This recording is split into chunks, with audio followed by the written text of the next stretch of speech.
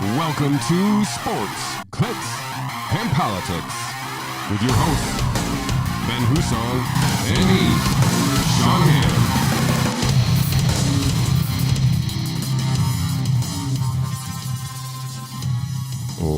Welcome to episode 118 of Sports, Clicks, and Politics. I am Shawn Hannon, joined as always by the wonderful and handsome, charming Ben Hussong.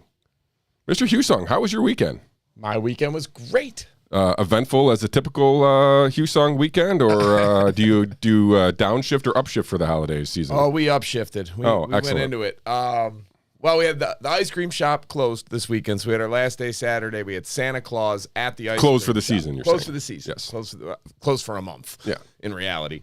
But we had Santa Claus. We were very busy, and then I had to leave there to go coach 2 flag football games and then come back to help get things calm, brought the kids home.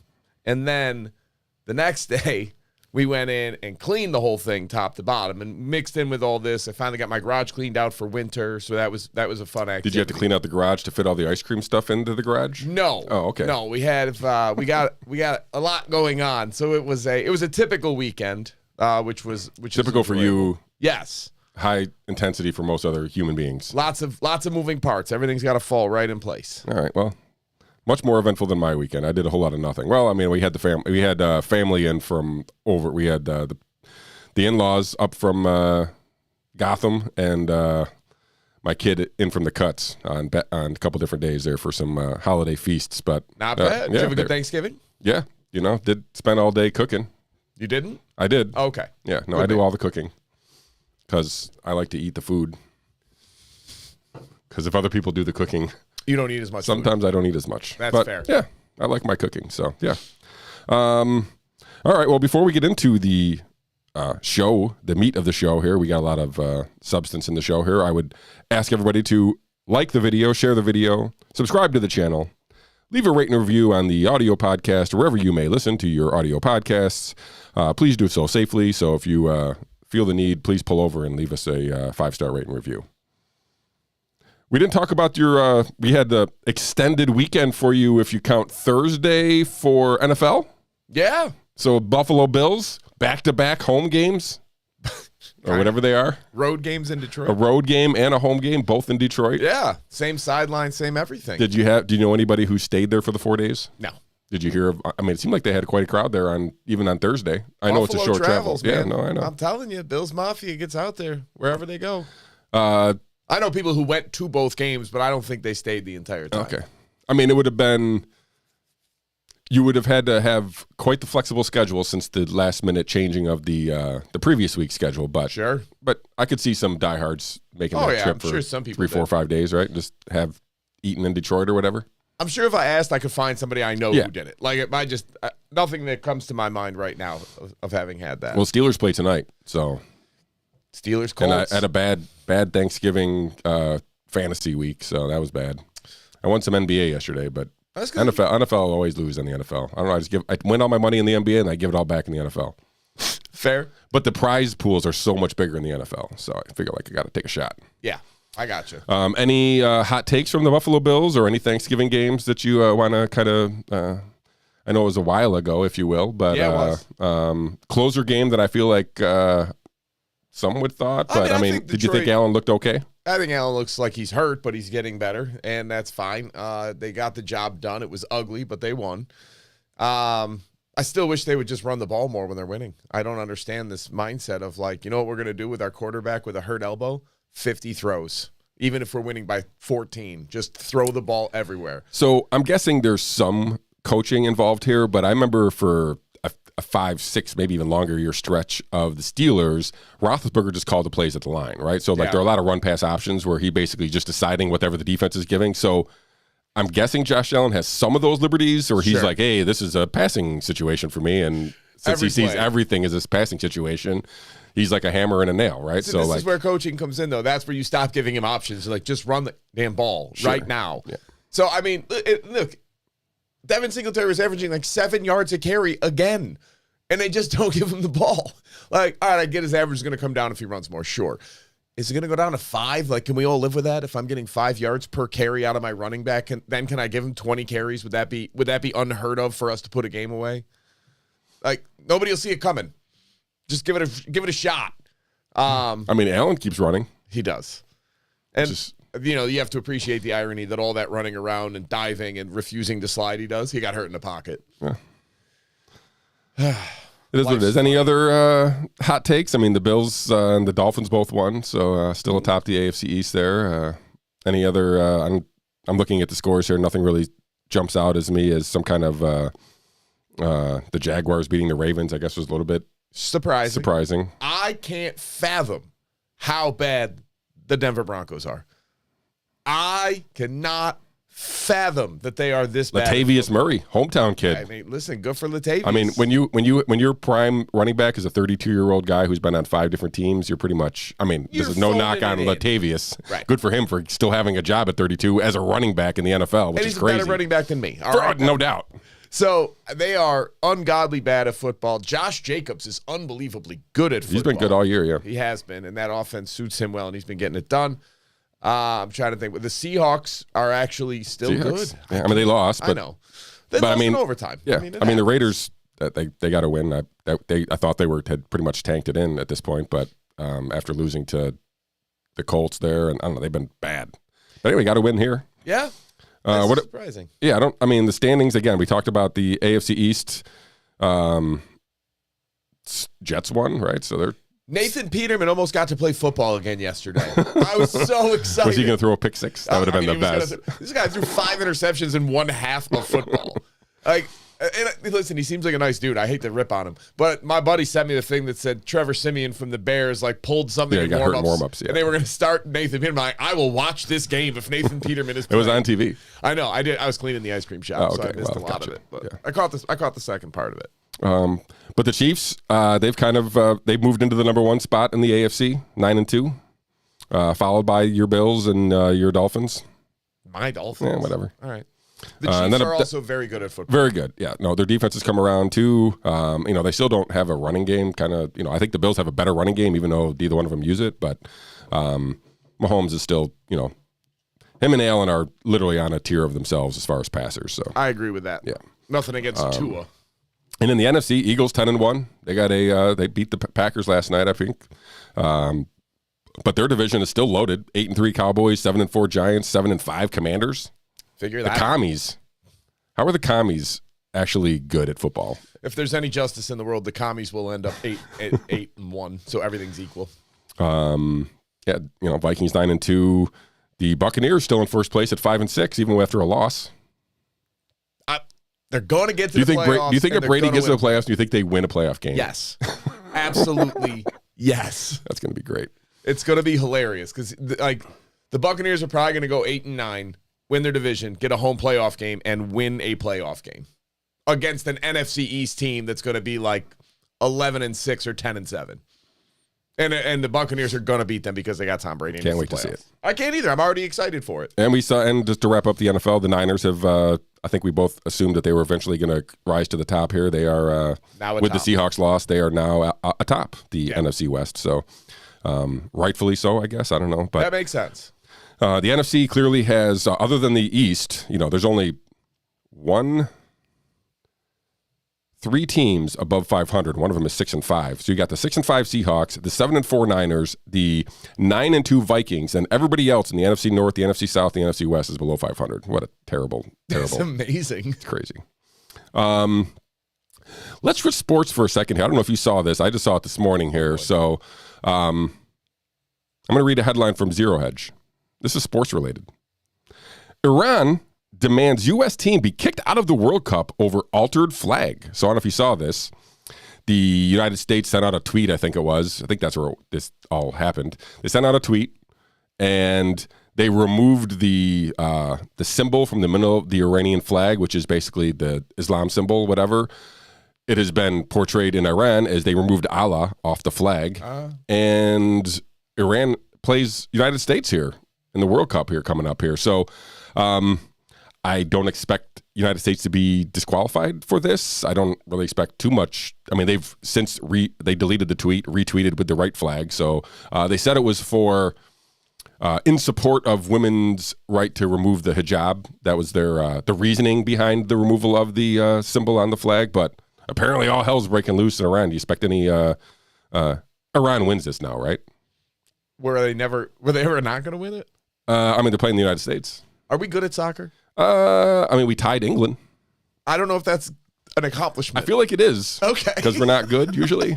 But I don't think Iran's that good either usually. So that's my whole point. All right, listen, I'm not a huge soccer guy. Me neither. Do you watch any of the World Cup? No, Me neither. Not really. But listen, here's the problem. All right, I'm not trying to be the ugly American. I'm really not. And I have the utmost respect for soccer. I actually coach soccer every year for 2 of my children. I'm trying to teach them the game. And should I tell you this story where I scored 12 goals in the game again? You told me that story, good. And that was amazing. I figure like I should talk about it since it's World Cup. You're a young Pele, but then you just walked away from the game at your peak. Yeah. But here's my problem. Kind of like Sid Finch. What? Kind of like Sid Finch. Who's Sid Finch? Former Mets pitcher in the 80s from Australia. Threw like 109 miles an hour. No idea who you're talking about. That was an April Fool's joke on Sports Illustrated. But Sid Finch, he walked away too. He was a yoga guy or something. Sure. It was completely made up. Sorry for going down that terrible. What is happening? Anybody who's old enough to remember Sid Finch, well, if not, you can look it up right now and you'll be like, oh shit. A little before my time. No, but if you look it up, it's cool. Like, again, just try to get way too far into the story that I shouldn't be. But it was, if you read the intro to the article about Sid Finch, if you lined up the letters, it was like April Fool's joke, Happy April Fool's. So you could see it nobody figured it out until somebody figured it out. But, the guy was barefoot. Like, it was a crazy story. Yeah. But anyway. So my point on the World Cup is this. It's nothing against soccer in and of itself. I get a lot of people love it. I get the skill that's involved, the strategy, the beauty of the game, all that. Great. It's just not my thing. But there seems to be something intrinsically un-American about like being happy that we tied England. Like the idea that that's an accomplishment feels like we're letting down our founding fathers in a big way. Yes. Again, I am not a fan of soccer. It's a very low. It's like, as you point out, like 0-0 can be like, and listen, people were cheering the whole time. Sure. It was 0-0, right? But I get people love it, and that's awesome. Like, listen, I'm genuinely not judging. Like, I like watching baseball. I get why other people find that boring. I 100% understand why you find it boring. I'm into it. I like watching golf on occasion. Yeah. I get why people don't. That makes total sense to me. Soccer, I've tried it a few times, and it's for about 5 minutes I can get into it, and then it's like, all right, I'm good. Let's go do something else. Yeah. But I like coaching it. It's fun to watch the kids play soccer. It's a good time. So just for all of those playing at home, if they would like to watch the Iran USA grudge match now that we have, I'll throw the little graphic up here. November 29th, 2 p.m. Eastern. They'll probably have a home field advantage. Home pitch advantage, they call it in soccer. Sure. But also, the clock running up is stupid. Let's just call What about it injury what time? I get it. It's just dumb. Like, there's no reason I do. You know what I like most about soccer? No time. So I can't remember. Maybe it was even soccer, but I think it was actually golf, where commercials, I hate commercials. They're kind of boring, whatever, right? Everybody hates commercials, right?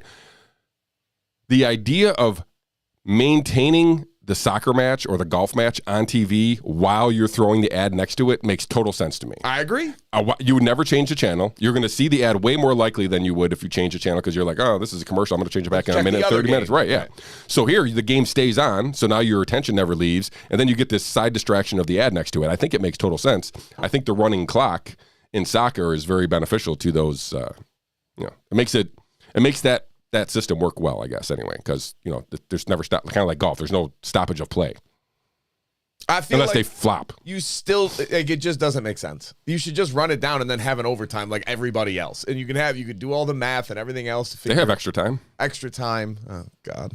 And then penalty kicks. Exciting. Yeah. Thrilling. All right, anyways. Yeah, let's switch. Any other sports stuff you want to talk about here before I transition into Bitcoin? Let's go to Bitcoin. All right. I can't tell if our video doesn't work anymore. It looks like it doesn't. Oh, that's not right. I jumped ahead to Epstein instead of Bitcoin. You tend to do that. Well, I get a little excited for terrible people. All right. So let's jump ahead to Bitcoin. As we covered here, I don't know, months ago, little country down in South America, El Salvador, Mr. Hussong, bought into Bitcoin, became the first country that was going to allow for it to be a currency, or at least one of the early adopters, maybe the first one. And then all hell broke loose, right? This was back when crypto was probably like 25, 30,000 when they bought. Maybe it was even higher. Got up as high as 69,000, I think it was. But El Salvador, this is dated November 26, buys 100 more Bitcoin as crypto market falls. So laser eyes for El Salvador and their president, I'm going to butcher his name, Nayib Bukele. You did butcher it. How do you say it? Exactly like you. Oh, okay. I don't know. I wanted to bring this up because obviously everybody can take a look over Ben's left head, or up over his left head, above left. That's my whatever. right. But there's no left or right, I guess. It's just above your head. You can see Bitcoin is down in the 16,000 range. So dollar cost averaging for El Salvador, right? Yes. Dollar cost averaging. Actually, what he said was he's going to buy 1 Bitcoin a day when he first made this announcement, and obviously he bought 100 Bitcoins. But that would be dollar cost averaging in, right? If he's just buying Bitcoin now and offsetting what he had already purchased. No, dollar cost averaging means literally buying the same exact amount on a periodic basis, no matter what. Right. Well, if he's going to buy 1 Bitcoin a day, that would be. Then it would be dollar cost averaging, right. yes. But if he's just buying 100 now and then he's going to wait 2 more weeks and then maybe buy some, maybe not, that's not dollar cost averaging. Yeah. Well, but either way, he's got laser eyes, all in on the Bitcoin market there. So, what's his last name? Now you're going to make me pull it back up again? Just for fun, too. Like, I have no other point to make about this. Bukele. B-U-K-E-L-A. B-U-K-E-L-E. Bukele. Bukele. Or Bukele. I think it's Bukele. All right. Well, there you go. So, El Salvador is going to save the crypto world and from SBF and FTX and all those crazy evil people. So, El Salvador. El Salvador. Yeah. Next, another, again, I said this was a topic, but here we are, Jeffrey Epstein in the news again. Jeffrey Epstein victims sue JP Morgan Chase and Deutsche Bank for facilitating his sex trafficking operation and ignoring red flags. So a bunch of Jeffrey Epstein's victims have sued. We're having trouble with the video here. That's why I'm stuttering here a little bit. But the victims of Jeffrey Epstein have sued the banks for basically allowing for this racket to stay afloat. Why do we not have video, Mr. Hussong? Seems weird to me. There we are. So let me read back through this here. Sorry for the separate lawsuits filed against both banks in New York on Thursday allege they facilitated Epstein's sexual abuse and put profits over following the law. So I root for all these things to work out. I feel like this is a little bit of a reach for some reason, trying to sue banks, especially some of these major banks here. But Deutsche Bank, JP Morgan. Basically, the assertion is they played an integral role and covered for the pedophilia of this of Jeffrey Epstein sicko person. So, Bradley Edwards, who's a lawyer who's been involved with this case from the beginning, representing many victims in Florida. So his quote to the Wall Street Journal: "The time has come for the real enablers to be held responsible, especially his wealthy friends and financial institutions that played an integral role." So. I think the banks were involved because I think the CIA was involved, and I think that everybody was involved, and they all were pulling strings for each other, and they were basically covering for each other. So I think there was probably complicity from these banks in some way. I mean, they got rid of, I don't know, Kanye for, just being a hater, and this guy still was trafficking kids, and his bank accounts were just fine. So I don't know. Like I said, I would like to feel optimistic about this lawsuit. I don't, but I like to see that it's back in the news, so it's not going away. At least this, we'll see. This will be reported on at least one more time because we'll find out if they're going to take this to trial or not. But I don't know. Any takes on whether or not you think? Again, I don't think you probably have any problems with them suing the banks, but do you think this goes anywhere, or do you have any, I don't know, takes on how successful bank lawsuits go in general? Yeah, they're not successful for the most part because they're banks, and banks are, in essence, the most evil corporations in the history of existence, and they are also some of the most insulated from any type of loss or wrongdoing. So, well, I have no sympathy whatsoever for any of these banks, and I wish they would all, I literally wish they would all go out of business. I understand that that would cause economic turmoil and everything else, but that's how... Get the Band-Aid off. That's how corrupt and evil these banks actually are, that I still think it'd be worth it because they're that terrible. And so I hope that the guy wins. I hope this lawsuit goes through and that the banks have to pay out an obscene amount of money, or more importantly, get thoroughly embarrassed and have to acknowledge how awful these dealings were. But the idea that you're going to hold a bank accountable for who's putting money in the account is very hard to reach. Yeah. Again, I'll keep an eye on this for you guys, but I don't know. I'd like to have higher hopes, but I don't, unfortunately. All right. One more thing here. Let's switch. I don't know if you heard about this story. This is a crazy, weird, disturbing story. I had never even heard of this company, thankfully, before this, but are you familiar with the company Balenciaga? No. Are you familiar with them at all? No, Nothing? I mean, obviously after the story broke, Right. but I don't know what they do or what they Yeah, sell. apparently they're just some kind of, they're like a high-end retailer. That's right? why I don't know them. Yeah, no, me too. Hashtag. Outlet mall. But anyway, so clearly a crazy story here, and if you guys will bear with me while I fix the video here. The Balenciaga had an ad that recently ran, and it featured teddy bears and kids. And those teddy bears and those kids, well, specifically the teddy bear, were dressed in bondage outfits. And let's pull this up here. Let's see if there's a picture of it here. Here's the picture. It's so wrong. It's so wrong. So I have the bear up here. I didn't see anybody mention this, but it also looks like the bear has black eyes. I mean, Sure. whatever. But it's clearly in some bondage outfit here, and there's obviously a kid there.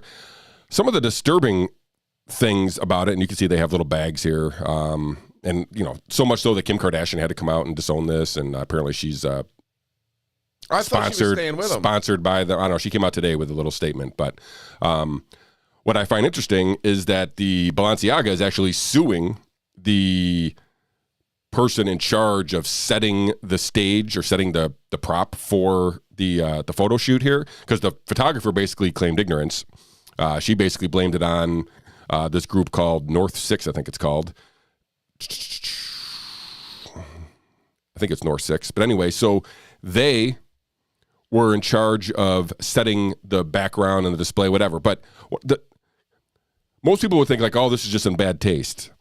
And maybe just the bears alone would have been like, okay, that's in bad taste. But in one of the shoots, and I think this is kind of where everybody was like, okay, this is intentional, was a newspaper article highlighting the Supreme Court case that involved federal child porn laws, right? So like it was clearly situated on the table so that you could see just that excerpt of the article about this lawsuit and of child porn. So,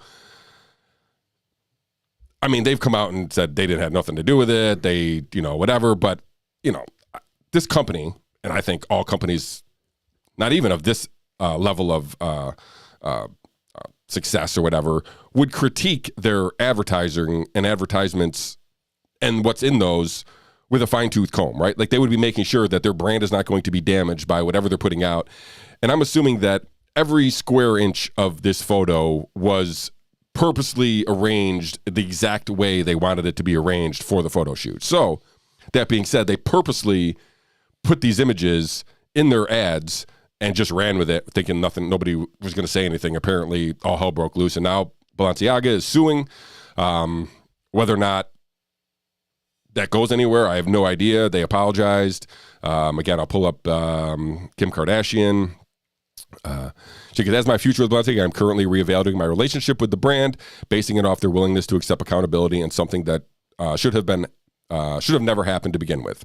And the actions I expecting to see them take to protect children. So that's from Kim Kardashian. Apparently she's a big brand ambassador for Balenciaga, but not good. Going to #do better. Yeah. I mean, it's hard to think that was plan A. All right, listen. Here's my thing. Okay, go ahead. Tell me your thing. If you are the Balenciaga higher-ups that hire North 6 to do this advertising campaign, and I get you may not have gone through it with a fine-tooth comb, what was the goal of this advertising campaign that this even became a thing? Yeah. That you had teddy bears in bondage outfits with children and suggestive, I don't want to say suggestive, that might be overstating it. Let's go with ambiguous poses that made it look a little bit questionable. Like, I get you think they went too far. What the hell was the goal? Like, what were you going for that went too far down the spectrum? Why were we even on that spectrum to begin with, where this was a thing? And even if you just gave it a passing glance, which is what all I gave it at first, was a passing glance when somebody's like, oh my God, this ad, and immediately went, yo, like, what are you going for here? I'm very confused. Like, where was this miscommunication? Like, you hired this production company or this advertising company. We're like, hey, listen, we just want to showcase these teddy bears of these kids in these adorable outfits. And they sex poses. We got this. With the kids. Children that we're going to do this. Like, how did you get if I hire somebody to, like, promote one of my businesses and just said, hey, I want to do an advertising campaign. Now, I'm not as big as Balenciaga with anything, but if I just said, hey, I want you to do it, and they were like, I got an idea, we're going to involve kids. Like, all right, ice cream kids, that makes sense. And then they were like, all right, what do you want to go? Like, my motifs, my main ideas are going to be like, hey, wholesome family fun, kids happy and enjoying some ice cream, getting a like, great time, family values, all that. And they come out with like, so this is a kid wearing leather hat and gloves that has a black teddy bear wrapped up in a leather belt around its neck. Like, but it has an ice cream cone. Like, ooh, see, we missed there. That's not what I was saying. So I want to know, what did Balenciaga say to this company where they thought that this is what they wanted? How did that communication occur? Yeah. That's. I mean, obviously, I think they were selling bags, not even the teddy bears, right? I feel like the bears were just a prop. Bags were just all over like, I thought they were selling bags. I could be wrong. But anyway, the fact that they used the kids and the teddy bears as props for a bag sale should have been looked at closely. Somewhere Alex Jones is just like told you, screaming into an echo chamber of I told you so. Yeah. Yeah, like I said, I don't know. Disturbing to say the least. I don't expect like anything to come of this other than basically, circling the wagons and trying to figure out how to save face. But like, I don't expect any of these photographers or the prop guy or any of the stuff to ever kind of like, they'll get another job, is unfortunately. But and these poor kids, like, they don't know. Where are the parents? I get you want your kid to be famous and a model and everything else. But when you walk on, I have to imagine you're on set with your child when they go to do the shoot and you see what your kid is wearing. You're not the least bit like, no. Hard pass. Get off of there right now. We're done. Yeah. No, it's like I said, and I haven't seen anybody actually point out the black eye thing, but I think they have black. If you look at the pictures closely, there's either eyeliner around the eyes or they're indicating a black eye, which is just weird. What kind of world are we living in that this is actually even? How did this happen? Right. Like, that's what's perplexing. There had to be somebody, at least one person was like, oh, you know what'll make this thing? This article about child porn. Like, this will make the whole thing. Somebody, the genesis of that thing, that idea, that placement had to come from somebody. That person should be wood chipped. Yeah, it's not like they just said, like, hey, go grab some papers that look like legal documents and throw it on. Like, oh, look what I found, this one. Child porn case. Like, and just accidentally situated it so you could read it. And you had to zoom in close. It wasn't like you could see it. If you looked at it, you'd be like, oh, that's weird, whatever. But then when you zoom in, you're like, oh, crazy. Crazy is right. All right. Oof. Yeah. Hopefully everybody's still bearing with us since I know I'm having technical difficulties back here, but I think I got it back on track anyway. So let's switch gears again to a topic that we have touched on quite a bit here since the beginning. But I feel like we are getting to a culmination of Twitter 2.0. the gates of hell, I've heard, are going to open up this week with Twitter amnesty. Elon says he ran a poll again. He's going with the people, and they want unbanned accounts on Twitter. So we'll see if Alex Jones ends up being part of the amnesty. But I think this is good. At least if there's going to be hey, let's start over, clean slate, start over, like, hey, we're going to start with the new rules. Now you know the rules. Here we are. Everybody has a fair shot. Go. And if people get removed from this point forward, then I'm guessing there'll be more scrutiny to the reason why. So I'm glad all these people are coming back. Not that I care about any of these people, to be honest with you, and I'm not sure I'll be following any of them when they come back. But I feel like this is the right thing to do. I think this is, and again, this doesn't mean he's not going to remove or suspend accounts in the future. It just means I think everybody should start fresh with a new set of rules, knowing what the rules are, since nobody really knew what was getting you suspended in the past. There should be a clear a line to walk for Twitter users going forward. So I think this is good. Are you excited about anybody coming back? I know we already had last week Trump and Project Veritas, and I think Marjorie Taylor Greene got her account back too. I don't follow her, but I know she's a congressperson. She's hilarious. Oh, she's great. She's actually a great interview on Tim Pool. I've listened to her a couple times, and I'm like, oh, she's interesting. Listen, I have a hard time because obviously she's somewhat cartoonish in nature of whatever, but she's made cartoonish a lot of way too. I know. But she is championing, like, really, really pushing for an audit of the Ukraine aid. So I'm kind of on team MTG. Yeah. Sorry, I can't remember her name. Marjorie Taylor Greene. Thank you. I went out of order, and I made a J instead of a G. Yeah. Really good at words. She's been called way worse. That's fair. That's fair. So her. I'll do some key facts here from the Forbes article. The unscientific poll. They always make that unscientific. They literally put unscientific poll on all these Musk polls. I did the same thing for the Trump unscientific poll. I'm like, who cares? It's a poll. It's a Twitter poll. Everybody gets it. Anyway, attracted more than 3.1 million votes since being posted on Wednesday. He said he would begin restoring suspended accounts from next week, which is this week, Mr. Hussong, because this was last week when he made this announcement. So I expect today, Monday, beginning of the week, amnesty. I expect people to be flooding the Twitter feeds with, hey, I'm back. Hey, I can believe it. Hey, I'm back. So, and 72%, just to wrap up the poll, in favor of releasing the suspended account. So, I don't know. I think this is a good step forward. Like I said, we'll see how it all unfolds. I mean, the left is losing their mind. So much so. One more thing before we get to the so much so. One thing that Elon did reveal, somebody had asked him, and I love the fact that he just responds to randos on Twitter, because somebody asked him about the Hunter Biden laptop, and would we be able to see the internal communications at Twitter revolving the decision to take down Hunter Biden laptop story and ban the New York Post and suspend the New York Post. So he says all that stuff should become, this is Elon says, all that stuff should become public.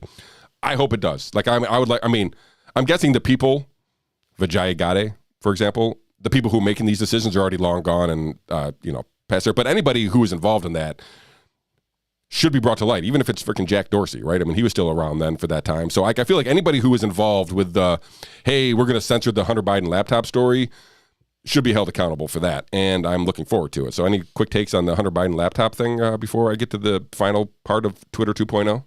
I think it should become public. I think the public has a right to know about why I get it's a private company, or even if you want to call it a publicly traded company at the time, would suppress that. If you're not the least bit curious, I don't understand who you are as a person. If you don't, like, now it's Elon Musk's company. He owns it. He can do whatever he wants with it. All right. So if he chooses and somebody said, hey, could you release all these internals? What possible justification would you have for not wanting to see that? Like, it's none of our business. Okay, fine. But the owner of the company says it is.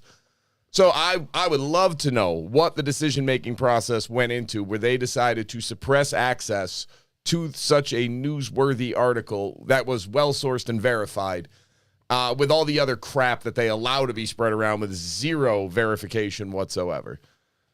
Yeah, and I said, so Elon, I have the tweet where he replied there, and this is Musk's reply. So I'll read the question. So raise your hand if you think Elon Musk should make public all internal discussions about the decision to censor the New York Post story on Hunter Biden's laptop before the 2020 election in the interest of transparency. Elon Musk replies, "This is necessary to restore public trust." So I agree. Like I said, the unbanning or the unsuspension of these accounts is a good step forward, but also being transparent in what causes these suspension going forward is more important, right? So like that's why I feel like if everybody has this set of rules, everybody is understand what the rules are that you need to play by, then you can kind of go forward and walk the line, if you will. But I do think it's necessary to restore public trust. He's trying to do that in general, but when you restore public trust, you get called out by the gatekeepers who are urged to deplatform Twitter. So this is an effort, if you will, by some of the lefty journos out there, lizard people, trying to get Apple and Google Play to remove Twitter from the App Store. What does Elon do? I'll create my own phone. Go ahead and do it. So I imagine SpaceX Tesla phone is around the corner here at some point. So this is great. Heck yeah. The fact that he can literally just be like, okay, I'll just do my own thing. And you know that he'll have a phone in like a year. Like it wouldn't even be like he could buy a small a crap Motorola, whatever, Nokia, right? One of these companies who have a little bit of technology, something that he may like, and just reinvent it, Tesla phone, and it'll just be a Twitter phone. He's going to buy Nokia. Like, that's going to be the company. I should buy Nokia stock. I'm thinking the same thing right now. Like, Nokia stock can't be that expensive right now. It was part of the meme stuff. Those old brick phones that were like indestructible. Like, you couldn't do anything to them, and you could play Snake. I had Nokia. Yeah. Me too. I missed that. Yeah. But anyway, awesome. Yeah. No, like I said, this is the logical conclusions of all the left pushback against all the things. Musk has an answer for them all because, literally, he's got more money than anybody on the planet ever. And so he's not affected by the same type of threats. Like we talked about Parler, right? When this happened, I feel like Parler came out and it was the number one app store in the when basically everybody was banned, Trump got banned, and Parler was like, we're not banning anybody. It's going to be a free, and now turn into a cesspool, I think, a little bit. Sure. But they removed it from the platform so that it could no longer be downloaded and the messaging from Trump could no longer be disseminated just for that. So it's well within their capabilities and their mentality to do such a thing as basically just take down the app and be like, screw it, we're going to ban Twitter. But Musk has the resources to just reinvent a phone for Twitter, which is great. Yeah. Listen, God bless the guy. It's hilarious watching this play out. And some of my people on the left, what happened to you? This is not liberal behavior. This is authoritarian behavior. You're no better than the religious right of the 80s. Like, you want to control everything and tell people how to live and what they can and can't have access to. Stop. Just stop. This is not liberal behavior. Not even a little bit. I don't understand how you got here. Listen, if you don't want to listen to Donald Trump, block him. If you don't want to see tweets from Project Veritas, block them. You don't need to do it. So all you're trying to do is control what I can see and what I can read because you think you know better than I do? No. Listen, I'm not going to get lied into some type of behavior. I'm not. It's good. I just want to see every side of an issue. I know that's a crazy view of the world. But racist. What? Racist. Obviously. Like, listen, I would rather see every side of every issue and form my own opinion. That is like the beauty of the freedom of speech that we have in this country. And I get that it's a private company and therefore the First Amendment doesn't apply. I'm not arguing that point, but I'm talking about the ideal behind the First Amendment. The free and fair exchange of ideas is a beautiful thing that has led to some great accomplishments and some great progress that we otherwise wouldn't have had. Why do you want to start suppressing that now? That is the antithesis of liberalism. That is authoritarianism. And it is what you people used to not stand for. And yet somehow somebody just comes out and says, like, no, I think more people should be allowed to have their opinions voiced and expressed. Oh, my God. It's easy to be pro-free speech and liberal when you like the things being said. Right. It's very difficult when you don't like the things being said, and that's what we're seeing now. Yeah, and this is where if you I think I made selective liberalism. I think I made this point last week. You have no values to stand on. Right. You have whatever the current thing is and however you feel about it. But I'm doing my best to maintain I am pro free speech almost like beyond anything that is reasonable. I'd much rather no. Like, Listen, if you're sexually attracted to kids, I'd rather know that so that I don't ask you to babysit. All right, like I'd rather know if you're a racist, if you're a terrible person, please go and say it out loud so that I don't have to wonder. Now, I don't want to normalize it. Obviously, I think that you should have the right to say it, and I should have every right. If you tell me, like, oh, I'm a sexually attracted to minors person, cool. I now have the right to call you a pedophile and sick. And tell everybody that you know that this person is a what it is. pedophile. Right. This person wants to diddle kids. Like, that is something that we can have a debate about. Cool. You have the right to say it. I have the right to say it, and then let everybody make up their own mind on what's going on and who's right and who's wrong. It's the beauty of it. All right. I'm not trying to kick you off of a platform if you come out and say that, hey, we should have COVID vaccine mandates and passports. Great. You should be able to scream that from the mountaintops and share it with everybody. So that way, when all the data comes in to show why that was such a terrible idea, I can go, hey, you still think that? Okay, I don't have to listen to you anymore because I've seen what your reasoning looks like. So I'm going to take everything you say in the future with a grain of salt because I've demonstrated that you lack the capacity for critical thinking, either the capacity or the implementation. Maybe you're able and you just didn't do it, but one way or another, I don't really have to pay too much attention to what you say anymore. So great, keep talking. I'm not trying to kick you off because I disagree with you on anything. I am trying to get you to keep talking so that more people can hear the stupidity of your ideas and compare them to reasonable and good ideas. That's all I'm looking for. Yeah. And like I said, when you suppress this stuff, it just goes underground. It doesn't go away. You're not, I don't know. Like I said, you can't bury stuff like you could in the 80s and the 90s anymore. It just gets out to anybody who wants to see it. We just have to get more creative about how we go about finding it. So, I don't know. Maybe I'll sign up for Twitter Blue after I see how Amnesty works out. I told you I'd cancel my subscription just to wait and see. I'm not giving him $8 a month on principle. I don't care about being verified at all. I'm not giving him $8 a month. Yeah, I don't care about verified at all, but I think it's going to allow me to upload long-form videos at some point, and then we can ixnay YouTube altogether. Okay. That's where I'm going with it. God, if the I'll features chip in $4 a month if for the show. features are worth it, I'll pay the $8. The verification part doesn't really matter. I got you. Excuse me. So yeah, I don't know. I guess we'll keep an eye on Musk and Twitter since that seems to dominate most of the headlines. At least of the lefty journos anyway these days. So another thing that dominates the lefty journos, Donald J. Trump. Now, we didn't cover this at all last show, but because it had happened, but the former president has announced that he's going to run for president again, and doing so set off a firestorm where basically the whole world has come against Donald Trump. They have rallied around Ron DeSantis as a heir apparent to the Republican Party. Trump has not made it, or I guess he's made it easy for some of his critics. Did you see that he had Kanye over to his house this week? Yes. This weekend?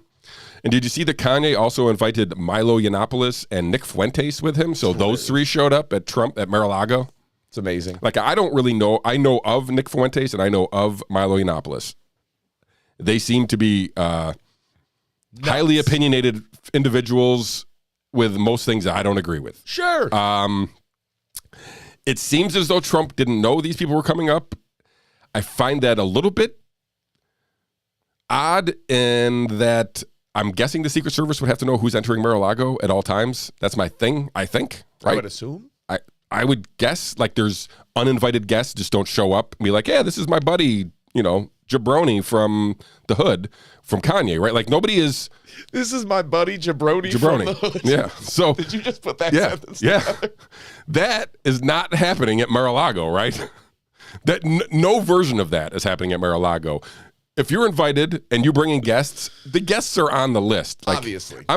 Listen, maybe there could have been some impromptu security detail that happened right as these people showed up and be like, hey, who are you? Whatever. But it seems unlikely. Or it seems, at least, if Kanye was invited and he was bringing guests, that there was at least a head count, +1, +2, like something that was, like, there had to have been some indication that he was bringing somebody, or those people weren't getting into Mar-a-Lago, is my guess. I concur. I thought that Trump, I didn't hear that Trump didn't know they were coming. I heard him say, he didn't know who they were. Right. Like, Yeah, he says uninvited. Like he said, like they just showed up with Kanye. He did not know they were supposed to be there. Whether or not that's true or not, I have no idea. But he also said, yes, he did not know who they were. I don't know who Nick Fuentes is. Like, I've never heard of this guy. And I haven't either, other than I've heard him being interviewed by some people, and the people who are interviewing him getting killed because they're platforming Nick Fuentes, right? So he's, he gets. This is another example. I only know who Nick Fuentes is because people keep trying to yell at him. Yeah. Like they want to silence him. Yeah, so like I think he's banned on Twitter, for example, right? So like we'll see if I don't know if that dude shows back up in Amnesty. I don't know any of his ideas. I don't know. Like I'm told he's a racist, but I've been told everybody's a racist. Right, so the word means nothing. That anymore. literally is the problem. Like he could be a racist, but you've abused that word so often that I can no longer take it seriously coming out of most people's mouths, which is why I call everybody a racist pretty much anytime they mention any color on the planet. I just call them a racist because I try to pile on to the idea that everybody and everything is racist to everybody. So I don't know. It's the same way when people use the word Nazi too much. Like, oh, he's a Nazi. He's fascist, a Nazi. Same thing. Then Azov Battalion comes out and you're like, oh, yeah, oh, damn. That's different. We need another word. And this is where I'll channel my inner Scott Horton because I love the way he described it. Hitler-loving Nazis. That's who they are. They're Hitler-loving Nazis because that differentiates it. We're like, oh, yeah, that's a portrait of Adolf. Yeah, not even trying to hide it. Yikes. And anyway, sorry. So yeah, Nick Fuentes is a racist, and so is, Milo's a gay Republican, so can't have that. But like a super right-wing. Yeah. I got know of, for he's been banned on Twitter for a long time. So I think he either made inappropriate pedophilia jokes or he took a stance on something. Yeah, I've heard some stuff about him and that in the past. I don't have anything that I could extrapolate onto, but I know that he is let's just say, controversial figure. Less so than Nick Fuentes in my world, I guess, but both very controversial, both disowned by the left, both, perceived as threats to democracy for sure. So I'd love to say I'm going to look up what they did or said. I'm not. I won't either. They are who they are. If somebody happens to know and can send it to me with a very summarized version, awesome. But a bunch of, the establishment Republicans have come out and latched on to this dinner with Kanye as, disqualifying for Trump. Like he should just back out of the race. I mean, I thought the funniest part was Kanye's actually come out and he's been anti-Trump the last 2 days now because I feel like, I don't know, maybe Trump did know those guys were coming, and the fact that he said he didn't know they were coming was some kind of a knock on Kanye or whatever. But Kanye basically asked Trump to be his vice president. Awesome. Yeah. He said no. And then Kanye announced anyway, I feel like, so I don't know who's going to be his vice president, but Kanye basically says he's going to take Trump's votes away from him so that he can't win. Anyway, I found the whole thing is weird. It's weird, but totally predictable. Like in hindsight, like if you would have told me that this was like, the media's going to run with this and the Republican establishment's going to run with this and everybody's going to run with this to make, Trump out to be Nick Fuentes. But, I'm not saying that I'm not trying to defend anything here. It is what it is. But the left latched on like it was something of note here. And I do want to bring up one other thing, which kind of has New York ties to it and another piling on of Donald J. Trump. Let me read this headline. Donald Trump sued as New York Adult Survivors Act takes effect. So in New York State, they passed a 1-year period for victims to file sexual assault lawsuits in New York over claims that otherwise would have exceeded statute of limitations. So they're allowing this window. They did the same thing for kids last year for like the Boy Scouts and the Catholic Church and a bunch of stuff. New York did this. They allowed kids who the law would have said, hey, we're past the statute of limitations here, right, and you no longer can be held accountable. So New York opened up this window for kids, and now they've opened up this window for adults. So the Adult Survivors Act, and we have a writer E. Jean Carroll has sued Donald Trump in the U.S. state of New York for allegedly raping her in 1990s. So this goes to, they were in a department store. Maybe the department store is listed here. I don't see it. But they were in a dressing room that they apparently ended up together. And apparently, according to Ms. Carroll here, Trump attacked her in the dressing room, and the rest is history, I guess. So she is suing President Trump under this new act I find this if true, obviously this act is way more disqualifying than having dinner with Kanye. And this is not the first time that Trump has been sued over sexual allegations either. So, where there's smoke, there's fire kind of stuff. That being said, there's smoke around Trump for everything, like literally everything. So I wouldn't be surprised if this was if she was encouraged by other people. I'm not saying this didn't happen, but there's a window here, and I don't know. Like I said, we'll just see what happens as this unfolds. I expect this to kind of be in the media for a while. I hate that we've hit the point where I hear something like this about Donald Trump, and my first instinct is to be skeptical. That's why I just said, as I was having the thoughts in my head, I was like, I feel like this could be a setup because it points to a perfect setup. But it could, I think Trump's a rapey P.T. Barnum. So, it fits his motif too, right? I could see it going either way.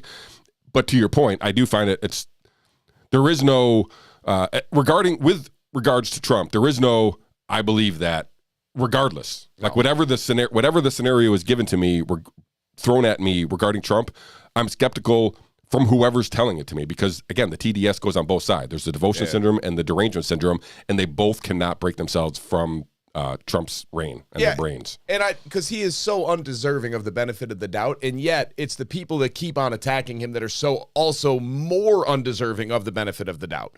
And that's my issue of, it started with all of the Russia collusion nonsense, and you're like, what is happening right now? This is crazy. And it was completely unfounded. And then it morphed from there into, let's go back to the Justice Kavanaugh hearings where Christine Blasey Ford came out, which so much evidence to uncorroborate everything she was claiming of she's not telling the truth. I mean, she's the best chance you got. And then there was the other one. I don't remember the other one. Debbie Ortiz, maybe, who came out and was like, I wasn't sure if it was him who showed me his penis, but I couldn't remember. And then I consulted with my lawyers, now I'm confident that it was. Come on. And then Julie Swetnick with Michael Avenatti as a lawyer that was like, listen, I attended parties back in the day, and Brett Kavanaugh was there with his friends, and they were gang raping people every weekend, and I was at all these parties. And you're like, wait a minute. You went to the party where you knew these gentlemen were just trying to gang rape drunk girls, and you attended more than one of these parties? And we're all just supposed to go, oh, see? And, okay, fine. People come out with incredible accusations very frequently in this world. But the reason that I lost faith in these people that are now championing this is they all just went with it. And they started acting as if it was true with no credulity whatsoever. No skepticism. No wait. We gotta back up here. Yeah. No, they had confirmation bias. They ran with it. Unbelievable. Yeah. So now when a woman who this may well have happened, and if this did happen, I feel terrible for being so dismissive of it. I don't want to be, especially not in defense of Donald Trump, because my stance on Donald Trump is pretty well documented on the show. I can't stand the guy. But he's still entitled to some level of impartiality. And just because somebody's a piece of shit doesn't mean that you get to reduce to their level and then somehow I'm supposed to still respect you as if you're better. No, you've demonstrated that you are exactly the same thing, if not worse. So how am I supposed to weigh these things out? I don't know, other than to say, all right, I guess we'll see.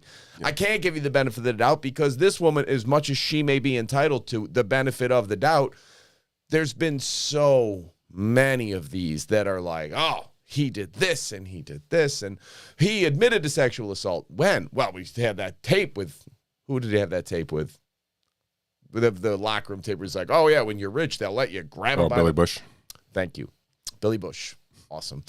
And not a fitting title at all. And so it's no, that's not an admission of sexual assault. That is genuinely in the exact verbatim telling. He got consent. They let you. Okay, that is consent. They just, because I'm rich and famous, now I get laid all the time, and he's bragging about it of oh, yeah, cool. But that's not admitting to rape. Yeah. I'm sorry, it's not. So you got to get a new argument. And I tend to think, yes, where there's smoke, there's fire. And I'll bet you there is a long history of super inappropriate sexual behavior from Donald J. Trump. Yeah, and just to wrap this up, Ms. Carol here, she's 78 now.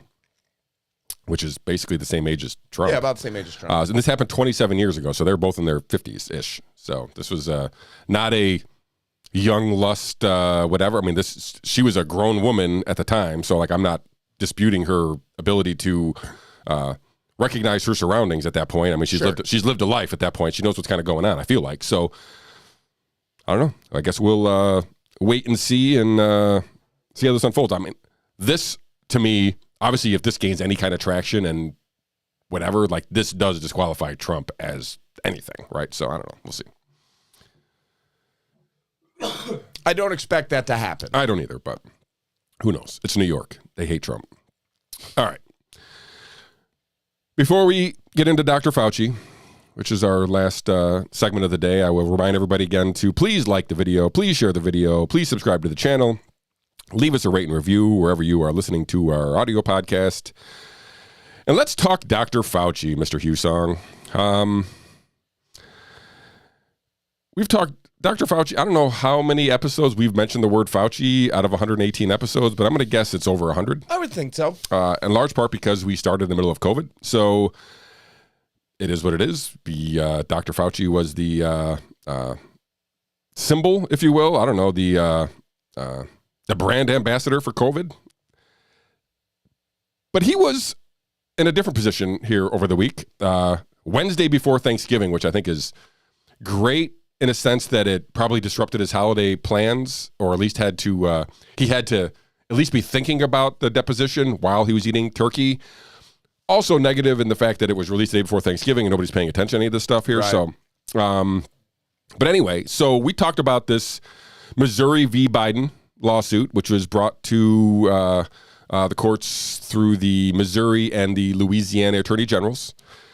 There's a couple private entities who have become co-plaintiffs, I believe it is. Martin Kaldorf and Jay Bhattacharya are on that, and Dr. Aaron Kheriaty. I have a tweet thread from him about the deposition that I'm going to go through in a second here. And I listened to an interview with Aaron Kheriaty, Dr. Kheriaty, on the Jimmy Dore show last night. So he is part of the plaintiffs here suing the Biden for basically First Amendment violations, right? So it's a lawsuit basically saying that the federal government, and we have depositions coming up from Jen Psaki, who everybody tried to get out of these depositions, but they're all going to do it. So Fauci's was Wednesday. I believe Jen Psaki's could be as early as today, but it's going to be this week. And Karine Jean-Pierre is also going to be... she's going to do so bad. Yeah, she's terrible. So anyway, it turns out... Listen, she can't maintain her own in a room full of reporters, of which only one is hostile to her. And with a notebook. Everybody else notebook is good. that she has all the answers. Now she's got to go to an attorney that is going to oh, God, she's going to do so bad. So this deposition, I don't know what to make of it. And again, we'll go through some of the testimony here in a second. None of this was televised. There's no transcripts allowed. Like, all this stuff was basically kind of kept under wraps. So there are some people who were in the room and have given some account of what was happening here, but I would love to see the Jen Psaki's and the Karine Jean-Pierre test. Oh, it would be just awesome. TV. Jen Psaki will do fine. That woman sold her soul so long ago that she has no issue lying and making it seamless. Let me circle back on that. Let me circle back on that one. Like, she started out like a babe in the woods, and then she took to it, and she got so good at lying right to your face without, and like, you could demonstrate the evidence right in front of her, be like, you lied, this. What do you have to say for yourself? Like, it's your opinion. She just blew by you like it was nothing and changed the subject. Like, she was good at it for as much as she has no soul and is probably like eating babies in her spare time. But I don't blame anybody for trying to get out of a deposition. You could ask me to be deposed for anything, and I would try to get out of it just because it's an absolute waste of my time personally that I don't want to do. So I get why they don't want to do it, and because they probably violated a lot of people's First Amendment right to free speech because they are government officials acting at the behest or on behalf of the government. And therefore, when you try to silence people and not let them speak, using the power and authority vested in you as a representative of the federal government, it's a pretty clear-cut case that you violated these people's First Amendment rights. Yeah. And so let me bring some of the highlights from Dr. Kheriaty. So this is a tweet thread, and I have it up on the screen here so you guys can go follow along here too. It looks like it's 8 tweets.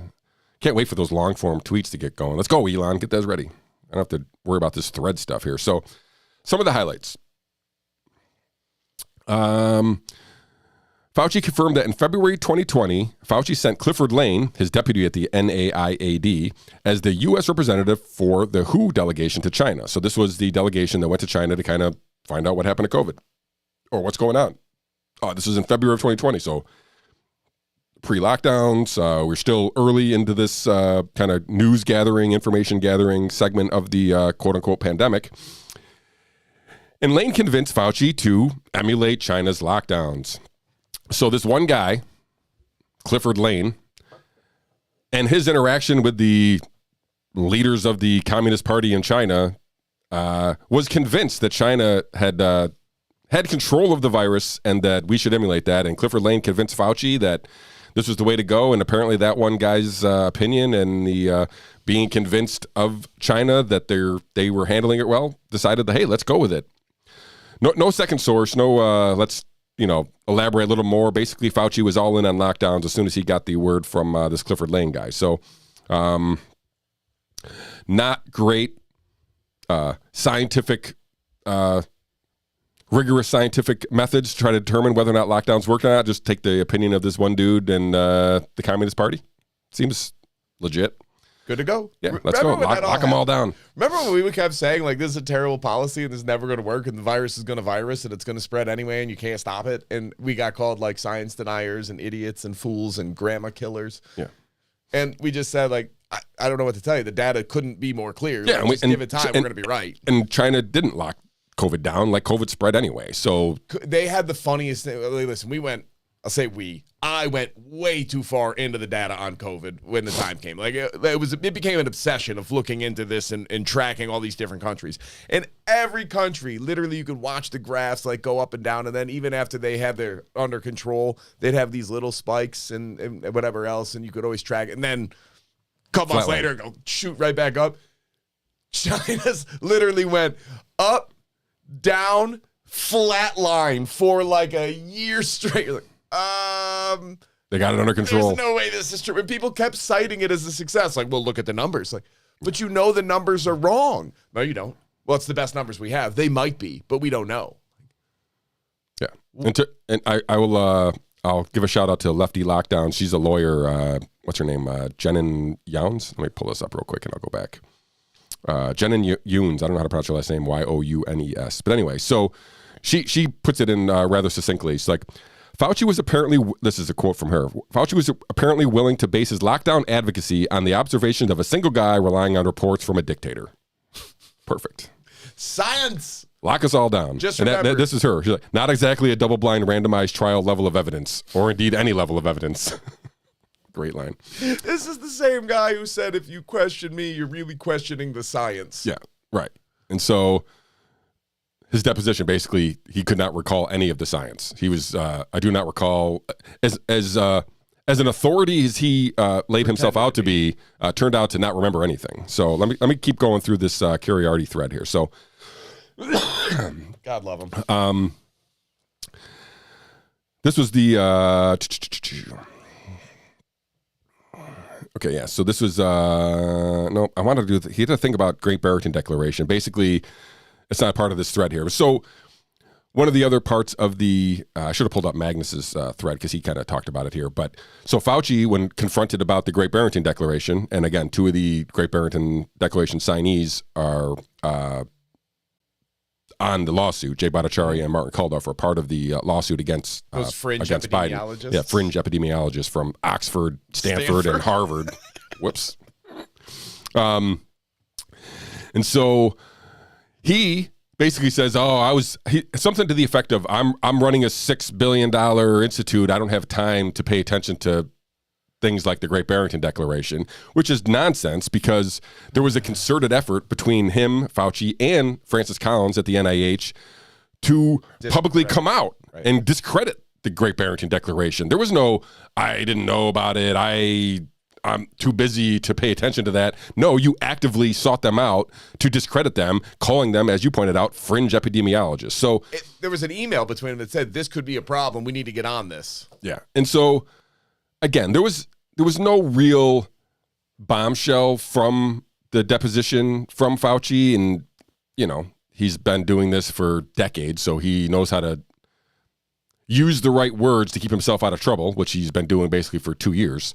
I don't expect more to come from this. I mean, it'd be interesting if, St. Pierre messes up and devolves or gives out information that otherwise she wouldn't, because she's, again, not the sharpest pencil in the box. But anyway, the idea that we're going to get anything crazy out of there. Listen, these are just depositions, so there could be a trial going forward, and then these people are going to need testimony, whatever. It seems as though there's quite a bit of enough of a case to move forward. It seems everybody, again, these are biased. People on the plaintiff side feel like this is going to move forward. So I hope it does. I hope more information gets brought out under oath. I don't think it'll get reported on by anybody of note that will help change people's mind. But I think the information needs to get out there, what happened. And I'm hoping that, again, the government shouldn't be, this is all about First Amendment. The government shouldn't be in the business of telling a private company what and where and how they should be telling information. If they want to reference them, sure, whatever. But there shouldn't be a direct line from the White House and some of their COVID staff to anybody in the moderation team of any social platform and said, hey, ban this guy. And we talked about, Alex Berenson is the prime example, and he's pointed this out many times, as he was called out by name by Scott Gottlieb, by Andy Slavitt, who were, working with the Biden administration. Slavitt was part of Biden's response team. Gottlieb, being former FDA and on the Pfizer board, was technically unaffiliated with the administration, but was serving as an advisor for all of this. So it wasn't a disconnect from, Gottlieb wasn't acting as a rogue actor. He was part of the administration's effort to squash specifically Alex Berenson and any, El Gato Malo as well. He was right along the same times. Anybody who was questioning the safety or efficacy of the vaccines early on were basically put on notice by the administration, and then eventually were forced to remove them from the platform, which they eventually did. Listen, if Pfizer board member Scott Gottlieb calls you up and says, hey, I want this person removed for criticizing my product of my company, you're going to dismiss him. When former FDA chair Dr. Scott Gottlieb calls up and says, hey, I'm consulting and advising the Biden administration, and we have a problem with this guy spreading this disinformation on these vaccines, then that carries a little more weight. So, look, you could say he's not an actual employee, and I would agree with you, but the idea that he was not acting at the behest or on behalf of the federal government is just, that's nonsense. Of course he was. And again, you can argue that, well, them saying it doesn't mean that they actually thwarted the free speech of Alex Berenson, El Gato Malo, Dr. Jay Bhattacharya, Dr. Martin Kodloff, whatever. Fine.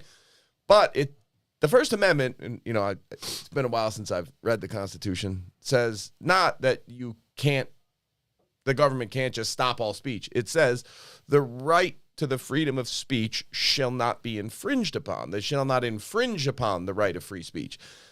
Doesn't this feel a little bit like infringing upon when the federal government goes to a private company and basically exerts its influence and power to get people's voices silenced for the express purpose of silencing that person? That feels a little like infringement on that right. I don't know. Maybe it's not outright banning the speech, but it does feel like they infringed upon these individuals' ability and their right to share their opinions widely. Yeah, and here's a tweet from the Louisiana Attorney General, Jeff Landry.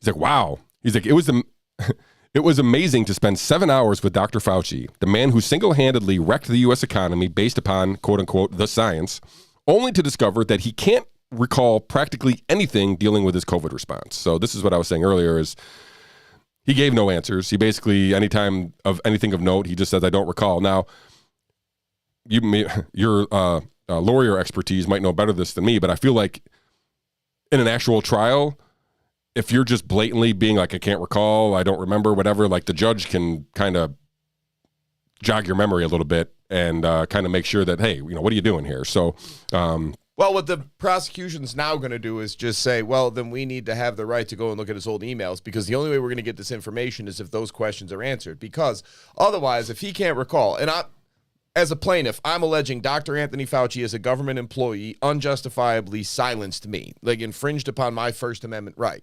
He has the defense of, you better have some better information to go on. You better be able to prove why you did this, why you felt it was so important to the national security, to the national well-being that you did this. And he's saying, well, I don't recall. You just got to trust me that I had good reasons. No, that's not it. So now the plaintiff gets to come back and say, well, see, he didn't have any.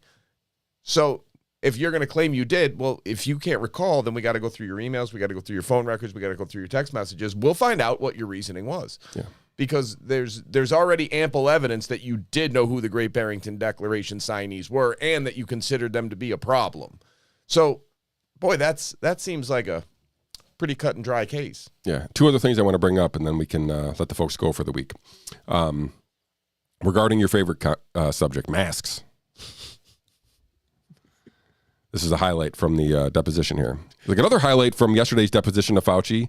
Between February 2020, when he emailed a friend saying masks don't work, and April 3rd, 2020, so a month and change here, 5, 6 weeks. he became convinced the studies that masks work. So he couldn't name any of these studies, of course, because he's too busy saving lives. This is a quote from Jen and Eunice, one of the lawyers there.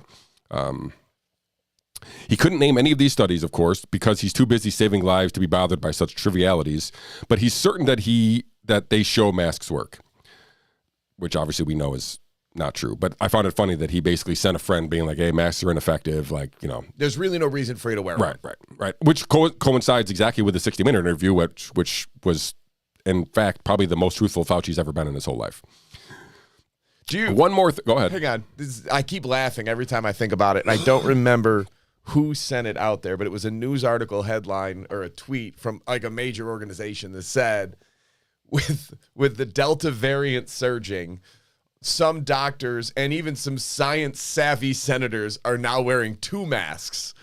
And I think about that headline every now and then, and I just burst out laughing that somebody actually wrote that down on paper and was like, nailed it. Sorry. Anyways, go on. No, that's great.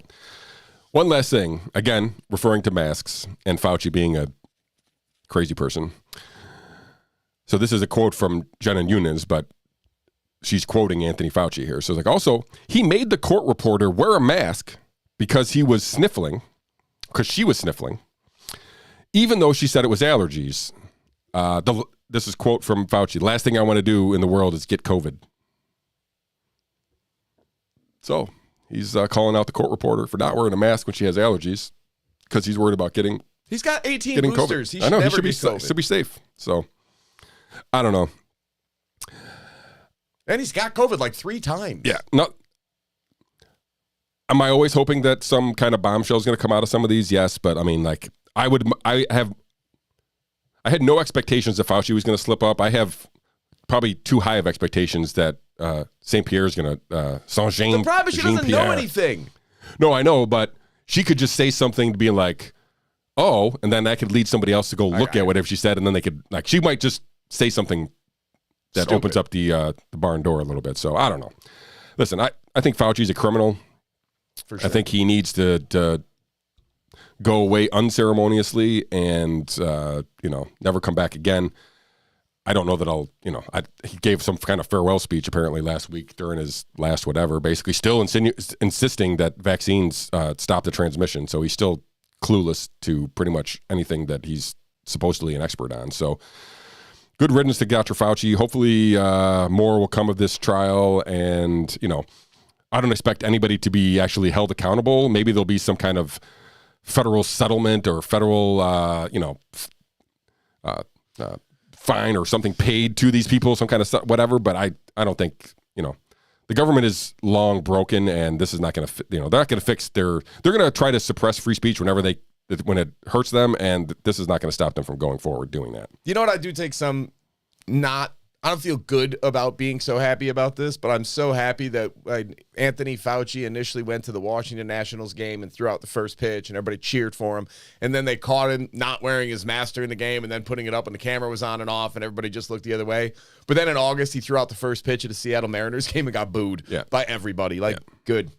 I'm glad to see people are realizing it. And now he won't do any more appearances because I'm pretty sure he would get booed out of whatever stadium he went into. Yeah, well, he picks his audience. He went on Face the Nation this week, so that was, after his deposition on Wednesday, he goes on Face the Nation on Sunday and basically regurgitates a bunch of nonsense. Like if you listen to some of the stuff, it's prime Fauci nonsense. And I think this is the point you and I kept making of if Anthony Fauci, with all of his education, experience, credibility, credentials, like all of these things and all of this experience in virology and immunology and epidemiology, if he and I are looking at the same exact data and coming to different conclusions, I should never be proven right, ever.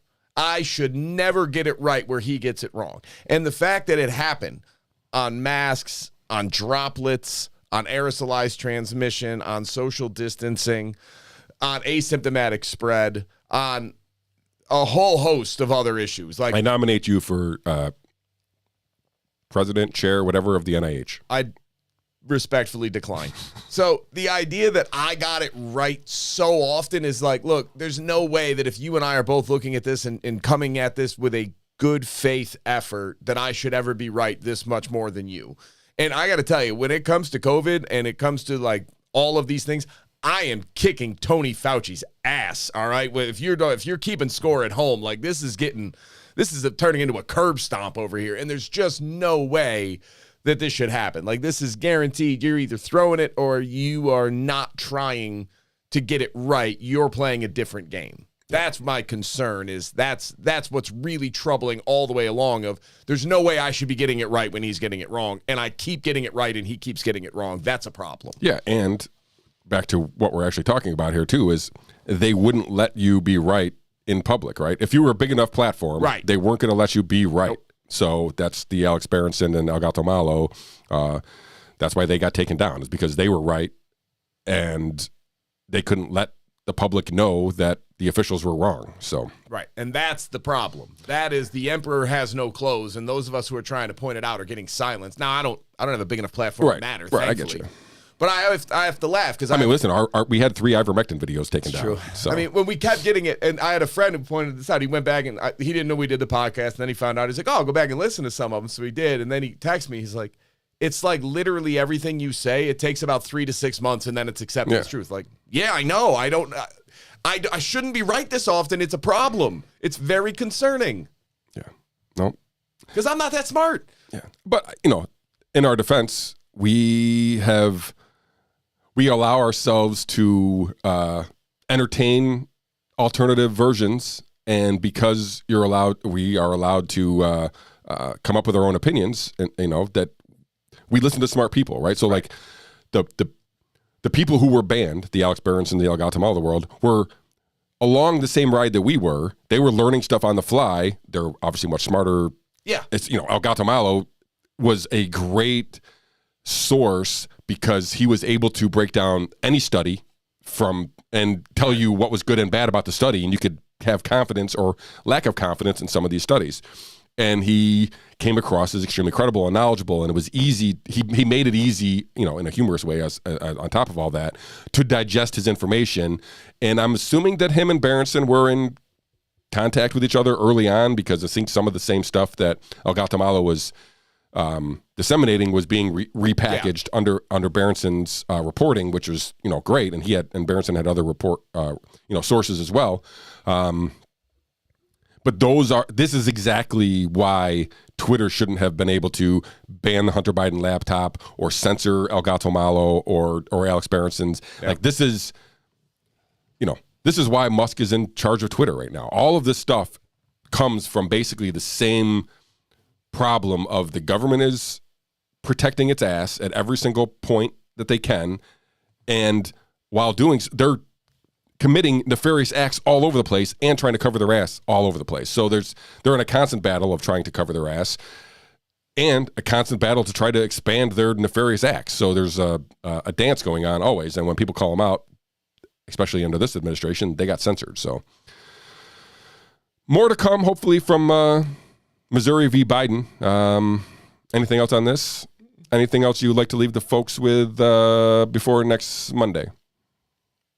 No, thanks for tuning in. We appreciate it. Yeah. We always enjoy doing I will say, I don't know how Monday's shows post-Christmas, post-New Year's Eve are going to be, because Christmas and New Year's Eve are both on Sundays.